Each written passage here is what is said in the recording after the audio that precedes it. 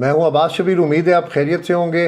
नाकाम टीम, शिकस्त खुर्दा टीम जो किसी काबिल नहीं है। मेरा ख़्याल है कि काफ़ी अरसा ही हो गया कि पाकिस्तान टीम की जीत का हम इंतज़ार कर रहे हैं। और ये कहा जा रहा था कि जी न्यूजीलैंड का दौरा बड़ा आसान होगा, बहुत अच्छा दौरा रहेगा, नए प्लेयर्स को मौका मिलेगा, ये होगा वो होगा, लेकिन कुछ भी नहीं हुआ। टीम ने मायूस कुन को परफॉर्मेंस दी, ऐसी पैथेटिक परफॉर्मेंस टीम ने दी। और टीम अब मेरा ख़्याल है कि ऑन द वे है।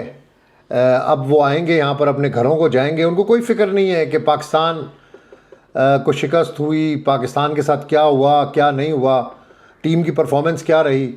इनको कोई फ़िक्र नहीं है। इनको सिर्फ फ़िक्र है तो अपनी परफॉर्मेंस की, ज़ाती परफॉर्मेंस की, अपने TADA की, डैट्स ऑल। इसके अलावा अगर इनको पाकिस्तान की फ़िक्र होती, पाकिस्तान क्रिकेट की फ़िक्र होती, तो ये कहीं ना कहीं कुछ ज़िम्मेदारी का मुजाहरा करते, ज़िम्मेदारी से क्रिकेट खेलते। लेकिन नहीं, टीम से बाहर बिठा के भी इनको देख लिया, कप्तान भी चेंज करके देख लिए, कोचेस भी तब्दील करके देख लिए, सिलेक्शन कमेटी भी अपनी मर्ज़ी के मनमाने फ़ैसले करते हुए हमने देखा कि चलें यार, इन्होंने मनमानी फ़ैसले किए हैं, अपनी मर्ज़ी के प्लेयर्स दिए, तो शायद इन प्लेयर्स के अंदर कोई करंट होगा, ये पाकिस्तान को कहीं पे जितवा सकेंगे। लेकिन बिल्कुल भी नहीं। मुझे तो सिर्फ डर है कि एशिया कप में पाकिस्तान टीम अगर यही टीम रही और एशिया कप में पाकिस्तान टीम की परफॉर्मेंस, मुझे तो डर लग रहा है। मुझे तो फिर वही हो रहा है कि वो एक हाइप क्रिएट नहीं होती, Pakistan versus India, Pakistan versus India, लेकिन वो मैच जब होता है तो गुब्बारे से अचानक ही हवा निकल जाती है। अब मेरा ख्याल है कि दोबारा से मुझे यही लग रहा है, क्योंकि मैं समझ रहा था कि न्यूजीलैंड के टूर के ऊपर शायद आपकी टीम किसी शेप के अंदर नज़र आएगी कि कुछ हम समझेंगे कि यार टीम में कोई बेहतरी नज़र आ रही है। लेकिन टीम तो day by day, day by day, day by day, मैं इसको नाकाम टीम कहता हूँ। अब ये स्लोगन बन गया है, शिकस्त, डिफीट। ये पाकिस्तान टीम के साथ एक स्लोगन के तौर के ऊपर ये चीज़ अब जानी पहचानी जा रही है, यानी हर वक्त ही शिकस्त, हर वक्त ही शिकस्त। लेकिन चले, अब वो तीर मार के आ गए वापस पाकिस्तान। अब PSL के अंदर आप देखेंगे इनको, क्योंकि PSL के अंदर डॉलर्स मिलते हैं, पैसे मिलते हैं। आप इनको बांग्लादेश प्रीमियर लीग में देख लें, डॉलर्स जहाँ पे मिलते हैं इनकी परफॉर्मेंस ही बड़ी एक्स्ट्रा ऑर्डिनरी होती है। जहाँ पर पाकिस्तान की खेलने की बात आती है वहाँ पर इनकी परफॉर्मेंस बिल्कुल ज़ीरो हो जाती है। वो बाबर आजम, वो देखें 50 रन, 48 रन, 70 रन, लेकिन अपनी ज़ात के लिए, टीम के लिए नहीं। ये मुझे बताए कोई, बड़े हिमायती हैं ना बाबर आजम के, कोई मुझे ये बताए कि बाबर आजम की परफॉर्मेंस से टीम जीती है अभी तक। चले, मुझे गुज़िश्ता 3 सालों में कोई एक ऐसा मैच दिखा दें। 2023 वर्ल्ड कप, 2024 वर्ल्ड कप, 2025 की champions trophy, tri nation series, फिर अभी न्यूजीलैंड टूर, इससे पहले भी Australia tour, south Africa tour. हाँ, परफॉर्मेंस है बाबर आजम की।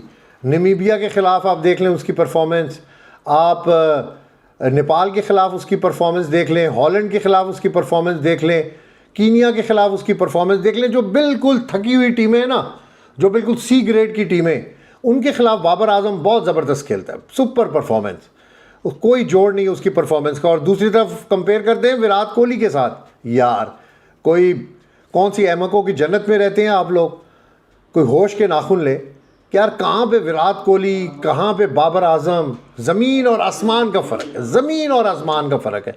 फिर आप कंपैरिजन करते हैं जी कि इंडिया पाकिस्तान, आपने इंडिया को शिकस्त देनी है भाई, आप पहले बांग्लादेश, अफगानिस्तान के लेवल की टीम तो बन जाए, उनको पहले शिकस्त दें, उसके बाद फिर इंडिया की बारी आएगी।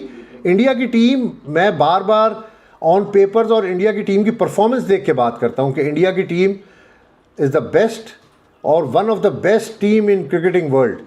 आप उनकी फ़िटनेस देख लें, आप उनका पैशन देख लें, आप उनका बेंच देख लें, आप उनके कोचेज़, उनकी मैनेजमेंट, उनके प्लेयर्स, उनकी इन्वॉल्वमेंट देख लें। कहीं पे नज़र आता है सियासत हो रही है, कहीं पे नज़र आता है कि इंडियन टीम को जुर्माना हो गया, कहीं पे ये आपको सुनाई देता है कि इंडियन टीम में बड़ी ग्रुपिंग है जी, इंडियन टीम में लड़ाइयाँ हैं जी, इंडियन टीम में फ़िटनेस प्रॉब्लम है। नहीं नज़र आता ना, क्योंकि वो क्रिकेट खेल रहे हैं। दुनिया आगे जा रही है क्रिकेट के अंदर और हम पीछे जा रहे हैं, तो इसलिए बड़ा लम्हा फिक्रिया है। अब ये जो आ रहे हैं जो ताज़ा दम दस्ते हमने भेजे थे न्यूजीलैंड के, पता नहीं ये वहाँ पे तीर मार लेंगे, लेकिन ये नील बटा नील, ज़ीरो परफॉर्मेंस, पैथेटिक परफॉर्मेंस, नाकाम टीम, शिकस्त खुर्दा टीम। मैं इसलिए इसको कहता हूँ नाकाम टीम क्योंकि इन्होंने पाकिस्तानी कौम की उम्मीदों के ऊपर पानी फेरा है। पाकिस्तान टीम क्रिकेट को बहुत फॉलो करती है, बहुत क्रेज़ है पाकिस्तान के अंदर, लेकिन जब आपकी टीम मायूस कुन परफॉर्मेंस देती है, जब आपकी टीम की परफॉर्मेंस पैथेटिक होती है, डे बाय डे आपकी टीम की परफॉर्मेंस गिर रही होती है, तो फिर आपकी आवाम, आपके लोग जो क्रिकेट लवर्स होते हैं, जो क्रिकेट फैंस होते हैं, उनको बड़ी मायूसी होती है। अब मायूसी के बादल थोड़े से छटने वाले इसलिए हैं कि पाकिस्तान में पीएसएल शुरू होने वाली है। अच्छा, पीएसएल को हमेशा हम कंपेयर करते हैं आईपीएल के साथ क्योंकि सब कॉन्टिनेंट इंडिया और पाकिस्तान, लेकिन हम आईपीएल के जोड़ की लीग नहीं कर सकते। आईपीएल बहुत बड़ी लीग है, आईपीएल एक ब्रांड है, और पाकिस्तान में जो सुपर लीग है वो एक ब्रांड बनाने की कोशिश की जा रही है। लेकिन हर साल ये होता है कि पीएसएल शुरू होने से पहले ना बहुत सारे मसले मसाइल, झगड़े, कभी फ्रेंचाइज मालकान, कभी कौन, ये बड़ी मामूली सी चीज़ है। जब घर के अंदर झगड़ों से ही आपका दिन का आगाज़ हो तो वो कहाँ से कामयाब होंगे। पिछले साल फ्रेंचाइज ने ये तहफ़्फ़ुज़ात का इज़हार किया था कि हमारे होम ग्राउंड जो हैं, जिस तरह कोयटा ग्लैडिएटर का होम ग्राउंड, कोयटा के अंदर मैचेस नहीं होते हालात की वजह से, तो कराची कोयटा ग्लैडिएटर का होम ग्राउंड होता था, तो कोयटा के मैचेस लाहौर और रावलपिंडी में रखे जाते थे। पेशावर का जिस तरह होम ग्राउंड है, पेशावर ज़ल्मी का पेशावर, लेकिन वहाँ पे मैचेस नहीं होते तो उनको दिया जाता है रावलपिंडी। लेकिन पिछली बार ये था कि उनके मैचेस रावलपिंडी नहीं, ज़्यादातर मैचेस लाहौर और कराची रख दिए थे, जिसकी वजह से फ्रेंचाइज जो मालकान थे उन्होंने काफ़ी रिजर्वेशंस ज़ाहिर की थी कि भाई हमारा अगर होम ग्राउंड आप रावलपिंडी जिस तरह पेशावर ज़ल्मी का डिक्लेयर कर रहे हैं तो आप उनको रावलपिंडी में मैचेस दें, क्योंकि पेशावर ज़ल्मी का जो क्राउड है वो केपीके के अंदर है और केपीके से रावलपिंडी आना ज़रा आसान है। इसी तरह कोयटा का मामला है, कोयटा वाले कराची आ सकते हैं, लाहौर और रावलपिंडी तो नहीं आ सकते। लेकिन बस जी बग़ैर प्लानिंग के जो भी चेयरमैन आता है उसकी अपनी प्लानिंग होती है। असल जो पीएसएल शुरू करने वाले थे वो चौधरी ज़का अशरफ थे, जिन्होंने इस पीएसएल की बुनियाद रखी, जिन्होंने इंटरनेशनल क्रिकेट के पाकिस्तान के अंदर दरवाजे खोले। उसके साथ फिर पेशावर ज़ल्मी को मैं ज़रूर क्रेडिट देता हूँ, जावेद आफरीदी को, उनकी वजह से जो इंटरनेशनल प्लेयर्स हैं उन्होंने पाकिस्तान का रुख किया। उसके बाद बाकी फ्रेंचाइज ने भी हायर करने शुरू कर दिए, लेकिन एक इनिशिएटिव होता है, एक इनिशिएटिव इन्होंने बहुत अच्छा लिया। उसके बाद फिर नजम सेठी साहब आ गए, उन्होंने पीएसएल में अपने रंग भरे, रमीज़ राजा आए, एहसान मानी आए, उन्होंने अपनी टेक्निक के साथ अपना जो उनकी अकल है, अब वो ठीक उन्होंने किया है गलत किया ये तो बोर्ड और फ्रेंचाइज मालकान ही आपको बता सकते हैं। लेकिन ओवरऑल अभी तक जितने सीज़न हुए पीएसएल के, मैं नहीं समझता कि जो फ्रेंचाइज मालकान है वो अभी तक खुश हुए होंगे, अभी तक उनको कोई बहुत बड़ा प्रॉफिट मिला होगा। जिस तरह इंडिया के अंदर मैं देखता हूँ कि आईपीएल की ओपनिंग की अगर आप बात करें तो शाहरुख खान थे वहाँ पे, विराट कोहली थे, और बड़े बड़े जो एक्टर्स हैं वहाँ के, जो बड़ी बड़ी पर्सनैलिटीज़ हैं, जो बिज़नेस टाइकून्स हैं, उन्होंने उनकी लीग क्रिकेट को ओन किया है। इसके अलावा आपने देखा कभी कोई इंडियन प्लेयर किसी और लीग में पैसों के चक्रों में खेलता हो, डॉलर्स कमाने के लिए जाता हो? नहीं, फिटनेस के ऊपर तवज्जो देते हैं। इंडिया ने उनके प्लेयर्स के ऊपर किसी और लीग खेलने पर पाबंदी लगाई हुई है, क्योंकि आईपीएल में इतना उनको पैसा मिल जाता है, और फिर वो जब इंडिया की तरफ से क्रिकेट खेलते हैं तो उनको इतना बोर्ड नवाज देता है कि उनको आगे पीछे मुंह मारने की ज़रूरत नहीं होती। और सबसे बड़ा मसला होता है फिटनेस। आप सारा साल लीग क्रिकेट खेलें और जब अपने मुल्क के लिए खेलने की बारी आई तो आप अनफिट हो जाएं। हालांकि सेंट्रल कॉन्ट्रैक्ट आप अपने मुल्क से ले रहे हैं, यानी पाकिस्तान से ले रहे हैं, रिप्रेजेंटेशन आप पाकिस्तान की कर रहे हैं, लेकिन जब जहाँ पे डॉलर्स आपको नज़र आते हैं वहाँ पे आप बहुत अच्छी क्रिकेट खेलते हैं, और जहाँ पर मुल्क की बात आती है तो वहाँ पर आप बिल्कुल ज़ीरो नज़र आते हैं। अच्छा, पीएसएल के अंदर भी ना नए से नया तनाज़ा, जैसे मैंने आपको बताया कि हर साल हमें नज़र आता है। इस बार महंगी टीमों की फ़रोख्त से मुतालिक एक्स चेयरमैन हैं, उन्होंने भी सवाल उठा दिया है। नजम सेठी साहब ने एक इंटरव्यू दिया है, हालांकि अब आप देखें ना जी, नजम सेठी साहब अब कीड़े निकाल रहे हैं पीएसएल से। जब वो क्रिकेट बोर्ड के चेयरमैन थे तो जब कोई और बात करता था वो कहते कि नहीं, मैं जो कर रहा हूँ बिल्कुल ठीक कर रहा हूँ।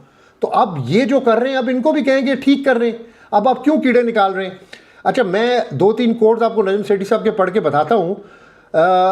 उन्होंने कहा कि बोर्ड लीग में अब 2 नई टीमें शामिल करने की जो मनसूबाबंदी है वो की जा रही है। 2 से 2.5 अरब रुपए में एक टीम फ़रोख्त करने का हदफ रखा गया है। इतनी बड़ी कीमत पर कोई टीम खरीदी जाएगी? अब आप बताएंगे 2.5 अरब रुपया अगर आप IPL में टीम के साथ कंपेयर करें तो वहाँ तो प्लेयर्स की इतनी मनी है, इससे कई गुना ज़्यादा सिर्फ प्लेयर्स की जो प्लेयर्स जिस प्राइस के ऊपर सेल होते हैं वो ये कीमत है जो 2.5 अरब रुपए हम यहाँ पर सोच रहे हैं कि यार ये 2.5 अरब रुपए में किस तरह फ्रेंचाइज को ख़रीदा जाएगा। नजम सेठी ने यह भी कहा कि PSL की फ्रेंचाइज मुल्तान सुल्तान उस वक्त महंगी तरीन टीम है और वो मुसलसल नुकसान में है, ऐसे में नई महंगी टीमों की फ़रोख्त कैसे मुमकिन होगी। ये असल में आइडिया था 2 टीमें बढ़ाने का 3-4 साल पहले। ये नजम सेठी साहब के दौर के अंदर ही एक रिक्वेस्ट आई थी, लेकिन इसमें फिर जहांगीर तरीन जो कि काफ़ी उनका पॉलिटिकल इन्फ्लुएंस भी है, उनके बेटे अली तरीन को आउट ऑफ द वे या जिस तरह भी उस वक्त टीम दी गई, जो इमरान खान का दौर था उसमें तो बड़ा आखिरी दौर के अंदर उनको बड़ी मुखालफत हुई थी। इनके अपने भी कोई भाइयों के झगड़े थे जिसकी वजह से काफ़ी मसले मसाइल थे, लेकिन चूँकि अमीर आदमी है तो इन्होंने टीम ख़रीद ली, लेकिन फेस नहीं है। मैं बार बार बात करता हूँ क्रिकेट के अंदर किसी भी फ्रेंचाइज या क्रिकेट बोर्ड में जब तक बड़े फेसेस नहीं होंगे आपकी क्रिकेट फ्लोरिश नहीं हो सकती। आपको बड़े फेस चाहिए, आपको लेजेंड्स चाहिए, आपको बिजनेस टाइकून्स चाहिए, आपको ऐसी पर्सनैलिटीज़ चाहिए जो अगर PSL के मैच के अंदर बैठी हुई हैं तो उनका एक इम्पैक्ट हो। लेकिन वो बदकिस्मती से पाकिस्तान के अंदर हमें नज़र नहीं आता। नजम सेठी ने यह भी कहा कि PSL के मीडिया हकूक़ और स्पॉन्सरशिप मुआहदा पहले ही तय हो चुका है, मगर आगे चलकर ये मामला अहम होगा। लीग मज़ीद स्पॉन्सर्स को अपनी तरफ मुतवज्जा कर सकेगी या नहीं कर सकेगी, ये बड़ा एक क्वेश्चन मार्क है। क्योंकि अभी जो ट्राई नेशन सीरीज़ हुई थी उसमें कराची का आपने क्राउड देखा था कि बहुत मायूस कुन क्राउड था, जिसकी वजह से नेशनल स्टेडियम के जो PSL के मैचेस हैं वो सिर्फ 5 मैच रखे गए हैं, बाकी मैचेस लाहौर और रावलपिंडी को दे दिए गए हैं। अब ये भी बड़ा प्रॉब्लम है कि क्या वो पजीराई मिल सकती है या नहीं मिल सकती। इसके अलावा अब जब भी मैंने आपको बताया कि पाकिस्तान के अंदर जब भी PSL शुरू होती है तो नया सा नया कोई शुरली छोड़ी जाती है। जैसे नजम सेठी साहब ने 2 टीमों की बात की है, वो तो काफ़ी अरसे से चल रही हैं, लेकिन हमें फ्रेंचाइज के कोई मालकाना हकूक़ हासिल नहीं। अब आप हिसाब लगाएं कि ये PSL का 10वां सीज़न चल रहा है और कंट्रोवर्सी है। जो तराना इन्होंने बनाया उसको सोशल मीडिया के ऊपर फैंस ने, जो क्रिकेट लवर्स हैं, उन्होंने बिल्कुल रिजेक्ट कर दिया। ये ओपनिंग सेरेमनी करते हैं, उसमें कई ऐसे फ्लॉज होते हैं जिनको अवाम और जो फैंस है वो रिजेक्ट कर देती है। पता नहीं ये कब अप टू द मार्क चीज़ें होंगी, कब ये इंटरनेशनल स्टैंडर्ड, यानी हम अपने सब कॉन्टिनेंट की टीमों को देखते हैं, उनकी अगर हम लीग्स देखते हैं तो कब हम उस लेवल के ऊपर पहुंचेंगे ये कोई पता नहीं, लेकिन हम कोशिश ज़रूर कर रहे हैं। लेकिन ये कोशिशें इसलिए रायगा जा रही हैं, हमारी टीम की परफॉर्मेंस भी इसी तरह ही है कि 1 साल में 5 कोच तब्दील, 1 साल में 5 कप्तान तब्दील, 1 साल में 2 चेयरमैन तब्दील, 4 सालों में 5 चेयरमैन तब्दील। जब इस किस्म की कंसिस्टेंसी आपके बोर्ड के अंदर होगी तो आपकी टीम डेफिनेटली इसी तरह ही शिकस्त खाएगी, उसमें भी किसी किस्म की कोई कंसिस्टेंसी आपको कभी भी नज़र नहीं आएगी। मैं इस वीडियो को वाइंड अप कर रहा हूँ और मैं जो पाकिस्तान सुपर लीग PSL की साबिक चैम्पियन टीम मुल्तान सुल्तान है, उनके जो ओनर हैं जहांगीर तरीन साहब के साहबजादे अली तरीन, उन्होंने बोर्ड के फ्रेंचाइज रिटेन के रेंटल मॉडल पर शदीद तनकीद की है। उन्होंने एक इंटरव्यू दिया है, उसमें उन्होंने कहा है कि पाकिस्तान क्रिकेट बोर्ड और PSL मैनेजमेंट को तनकीद का निशाना बनाते हुए लीग की कई जो फ्रेंचाइज़ हैं वो फ़िलहाल एक रेंटल मॉडल पर चल रही हैं जिसमें टीमों के मालकान को हकूक़ी मलकियत हासिल नहीं है, यानी वो ऑनर ही नहीं है। उन्होंने कहा कि हम साल फ्रेंचाइज ओनर्स टीमों को अपने पास रखने के लिए रेंट यानी किराया अदा करते हैं, अगर ना दें तो हमें कोई मालकाना हकूक़ हासिल नहीं है। जबकि इंडियन प्रीमियर लीग IPL की तरह गैर मुल्की सरमायाकारी के मौके भी मौजूद नहीं है। ले जी, यहाँ पे ये बिल्कुल इन्होंने कंक्लूड कर दिए, चीज़ों को कंपेयर कर दिया है कि इंडिया के अंदर ये है और अभी तक हमारे पास तो मालकाना हकूक़ भी नहीं है। तो आप हिसाब लगा लें, फिर ये जो PSL है ये भी बस थूक पे पकोड़े नहीं तलते, उसी तरह से चल रही है। अली तरीन ने यह भी कहा है कि पीसीबी ने पाकिस्तान सुपर लीग के 11वें एडिशन के लिए 8 टीमों का कोई वाज़े मंसूबा ताहाल पेश नहीं किया। टीमें तो ये कह रहे हैं बढ़ानी है, लेकिन मंसूबा पेश नहीं किया, क्योंकि मैचेस भी बढ़ जाएंगे, वेन्यूज़ आपके पास वही सेम है, टीमों की मूवमेंट, इंटरनेशनल प्लेयर्स आप किस तरीके से मैनेज करेंगे, अभी तक कोई मंसूबा पीसीबी के पास खुद नहीं है। पीसीबी ने कहा जी पैसे ले आओ तो 2 नई टीमें हमने शामिल करनी है, बस इसी तरह ही काम चल रहा है। ये भी कहा है कि आईपीएल मालकान अपनी टीमों को भी फ़रोख्त कर सकते हैं, अलबत्ता बोर्ड ये देखता है कि इसके पास कितना पैसा और किस तरह टीम लेकर चल सकता है, लेकिन हमारे पास ऐसा इख्तियार बिल्कुल भी नहीं है। अली तरीन ने यह भी कहा है कि पीएसएल की मौजूदा मैनेजमेंट गैर संजीदा है, हमें अपनी टीमों पर कोई लॉन्ग टर्म कंट्रोल नहीं है, नई टीमों के इजाफे से पहले वाज़े पॉलिसी की ज़रूरत है, वरना लीग का मुस्तकबिल ख़तरे में पड़ जाएगा। ले जी, एक फ्रेंचाइज ऑनर ने यह भी कह दिया कि शायद पीएसएल का मुस्तकबिल ख़तरे के अंदर पड़ जाए। ये बड़ी अलार्मिंग सिचुएशन है। फ्रेंचाइज मालकान जो पैसे खर्च कर रहे हैं उनके रिजर्वेशंस को आपको दूर करना होगा, वरना फिर इस तरह के बयानात ही आपको नज़र आएंगे कि पीएसएल भी हमें लगता है कि ख़तरे के अंदर पड़ रही है। दूसरी जानिब जो क्रिकेट बोर्ड ने बात की है कि 11वें एडिशन की तरफ में 2 नई टीमों का मंसूबा बनाया जा रहा है, जिसके लिए दावा जो किया गया है वो सामने आया है कि उनके लिए ख़रीदार भी मिल गए, ताहम नामों और मलकियत का ऐलान मुनासिब वक्त पर किया जाएगा। हाँ, इस पीएसएल के बाद मुमकिन है कि शायद ऐलान किया जाए, लेकिन अली तरीन का जो इंटरव्यू है वो एक आई ओपनर है, लेकिन अली तरीन को ये इंटरव्यू पीएसएल के बाद देना चाहिए था। आप अपनी खुद लीग को डैमेज कर रहे हैं। अब आप पाकिस्तान का नाम, अब इंडियन मीडिया इसको ओवर प्ले कर रहा है इन चीज़ों को, और डेफिनेटली करेगा। जहाँ पे इनको फ्लॉज नज़र आएंगे, जहाँ पे आप इनको ऐसी कमी कोताहियाँ नज़र आएंगी, वहाँ पर तनकीद भी होगी। और ये बहुत बड़ी बात की अली तरीन ने कि अगर बोर्ड ने अपना किबला दुरुस्त ना किया तो जो सुपर लीग है वो ख़तरे के अंदर भी पड़ सकती है यानी आइंदा सेशन के अंदर। अभी तो सुपर लीग का आगाज़ पाकिस्तान के अंदर हो रहा है, इंटरनेशनल प्लेयर भी पाकिस्तान के अंदर आ रहे हैं, कोई मसला नहीं होगा सिक्योरिटी का, गर्म मौसम ज़रूर होगा, लेकिन क्रिकेट के जो फैंस हैं, जो लवर्स हैं, वो पाकिस्तान में पीएसएल को एंजॉय करेंगे। लेकिन फिर जाते जाते ये बात करूँगा कि आईपीएल जैसा ब्रांड पीएसएल नहीं है। आईपीएल में जिस तरह वहाँ पर लोग एंजॉय कर रहे हैं, बहुत कमाल का एंजॉय कर रहे हैं, एज अ फेस्टिवल उसको एंजॉय कर रहे हैं। और मैं जो आईपीएल को फॉलो कर रहा हूँ, मुझे ऐसा लगता है कि इंडिया के जिस शहर के अंदर आईपीएल के मैचेस हो रहे हैं वहाँ पर एक फेस्टिवल डे मनाया जाता है। अब्बास शबीर को अब तक के लिए इजाज़त दीजिएगा, अपनी दुआओं में याद रखिएगा। अल्लाह निगहबान।